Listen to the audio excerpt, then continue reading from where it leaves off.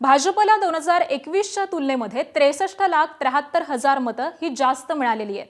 2019ला भाजपला 2,28,50,710 मतं मिळालेली होती, तर 2026ला भाजप 2,92,24,167 मतं मिळवण्यामध्ये यशस्वी ठरलेला आहे। पश्चिम बंगालमध्ये एसआयआर मोहिमेमध्ये 91 लाख मतदार हे वगळलेले आहेत। तृणमूलच्या मतांमध्ये 27,22,041 मतांची घट झाल्याचं दिसतंय, तर 2021च्या तुलनेमध्ये तृणमूलच्या जागांमध्ये 134 घट झालेली आहे। मतदार संख्या घटून देखील भाजपनं मतं आणि जागा या जास्तीच्या जिंकल्याचं दिसतंय। आणि याच सगळ्या संदर्भामध्ये आपण अधिक माहिती जाणून घेऊयात। आमचे प्रतिनिधी रजत वशिष्ठ सध्या आपल्या सोबत आहेत। रजत, खरं तर काल हा निकाल हाती आलेला आहे। अभूतपूर्व असं यश हे भाजपनं मिळवलेलं आहे। मोठ्या संख्येने त्यांचे मतदार हे देखील वाढल्याचं दिसतंय। कोणत्या विभागामध्ये जास्त मतदार संख्या वाढलेली आहे, काय नेमकी कारण आहेत?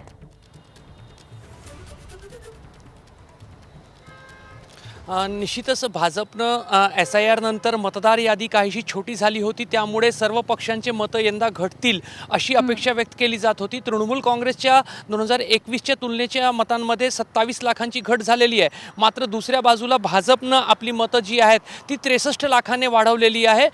त्यामुळे भाजपनं निश्चितच आपला जो एक मतदारांचा जो बेस असतो तो पश्चिम बंगालमध्ये यंदा वाढवल्याचा दिसून येत आहे। त्याच्यामध्ये काही डाव्या पक्षांना मिळणारे मतं, काँग्रेस पक्षाला मिळणारे जे मतं आहेत ते भाजपने आपल्याकडे खेचलेले आहे। आणि सोबतच सर्वात महत्त्वाचं टीएमसी विरोधात जी एक नकारात्मक भावना निर्माण झालेली होती, अँटी इन्कम्बन्सी ज्याला म्हटलं जात होतं, ती मतं सुद्धा भाजपनं आपल्याकडे खेचलेली आहे। गेल्या वेळेला 48% मतं तृणमूल काँग्रेसला होती, मात्र यंदा फक्त 40% मतं तृणमूल काँग्रेसला मिळालेली आहे। त्यामुळे तृणमूल काँग्रेसला एसआयआरचा फटका तर बसलेलाच आहे, सोबतच काही त्यांची मतं जी आहे ती भाजपच्या कडे गेलेली आहे। त्यामुळे भाजपनं आपला मतांचा जो व्याप आहे तो जास्त विस्तृत पश्चिम बंगालमध्ये केलेला आहे। खास करून उत्तर बंगाल आणि पूर्व बंगाल जो आहे, पश्चिम बंगाल जो आहे, त्या भागामध्ये भाजपला आधीच मतदान होत होता, मात्र यंदा कोलकाता, ग्रेटर कोलकाता आणि त्याच्या अवतीभोवतीचा जो संपूर्ण भाग आहे त्या भागामध्ये भाजपनं आपला जो बेस जो आहे तो वाढवलेला आहे। आणि प्रचंड प्रमाणावर तृणमूलचे जे काही बालेकिल्ले होते